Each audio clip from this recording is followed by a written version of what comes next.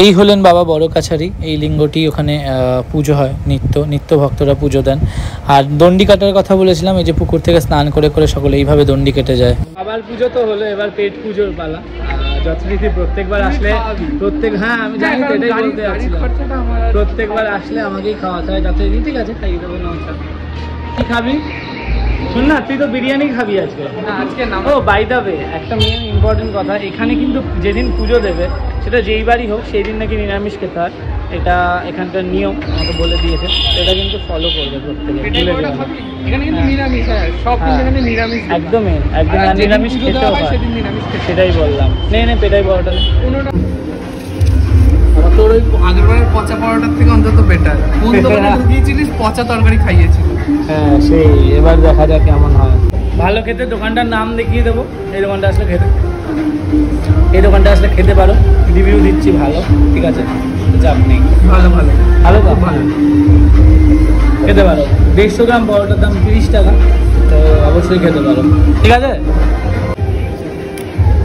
টাকা দিবি কিন্তু তুই। হয়েছে, টাকা দেবো বলে আমি মানে যা তা অর্ডার করছে অলরেডি। এটার সাথে এটা দিয়েছে, এটার সাথে এটাই কম্বিনেশন ভালো লাগে। আবার আলুর দমও অর্ডার করতে হবে। মিষ্টি খাবো লাস্টে, আবার মিষ্টি লাস্ট পথে মিষ্টি খেতে হয়। নিয়ম, এখানে আসলে খেতে হয়, লাস্টে মিষ্টি খেতে হয়। খা অলরেডি ঘুগনি শেষ, দাদা চাইছি আবার দিয়েছে। ঠিক আছে, আলুর দমটাও কিন্তু সেরা, তাই না? আমি দোকানটার নাম দেখিয়ে দেবো, খেয়ে নিই। লুচি চাইলে লুচি আবার ভেজে দেবে সঙ্গে সঙ্গে। মানে আমি খাওয়াবো বলে আবার লুচিটাও খেতে হলো। সব খাবো, মিষ্টিটাও খাবো। মিষ্টি আর হবে না, মিষ্টি খেতে হয়। কি ভগবানের কাছে এলে মিষ্টি খেতে হয়। মানে ব্যাপারটা কিছুই না, ব্যাপারটা হলো পেয়েছে, যা পাবে সবই খেতে হবে।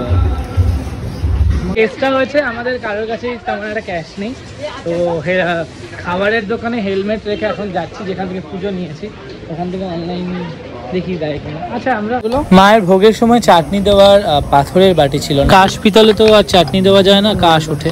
অনেকদিন ধরে কিনবো বলে কেনা হয়ে উঠছিল না নানান কারণে। বহুবার চিতপুরে গেছি কিনবো বলে কিনিনি। তো সুমন বললো যে চ কিনে নেওয়া যাক, তো তাই মায়ের ভোগের জন্য এই দুটো বাটি কিনবো ভাবছি।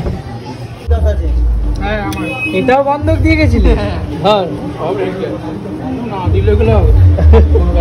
আরে হেলমেটটা নে রে, আমি একা নেব। এই হলো দোকানটা, ঠিক আছে। এই যে রাস্তা দিয়ে ওখান দিয়ে বেরোচ্ছে, এই রাস্তাটা মন্দির। অনেক কিছু কেনাকাটা হয়ে গেল, বাতি, থালা, হেলমেট গুলো ফাইনালি পণ দিয়ে গিয়েছিলাম, সেটা ফিরে পেলাম। না পণ না, বন্ধক রেখে গেছে। ও সরি, বন্ধক দিয়ে গেছিলাম, ফাইনালি ফিরে পেলাম। এবার ভিড়টা শুরু হবে। আমরা একদম পারফেক্ট টাইমে এসেছি, আরেকটু আগে আসলে আরো ভালো হতো। ঠিক আছে, তাও তো ভিড়টা দেখতে পাচ্ছি আমরা, কারণ আমরা ওই কেনাকাটা করতে কেনাকাটা করলাম বলে অনেকটা দেরি হয়ে গেছে। এখন প্রায় 10:30টার কাছাকাছি বাজে। হ্যাঁ 10:30 বাজে। হ্যাঁ এই তো 10:30 বাজে এখন। এরপরে আসলে আরো ভিড় করে আসে, বাজনা নিয়ে, সেগুলো পরে কোনো এক সময় যদি আসি ওরকম ভিড়ে ব্লগ করতে দেখাবো আমাদের।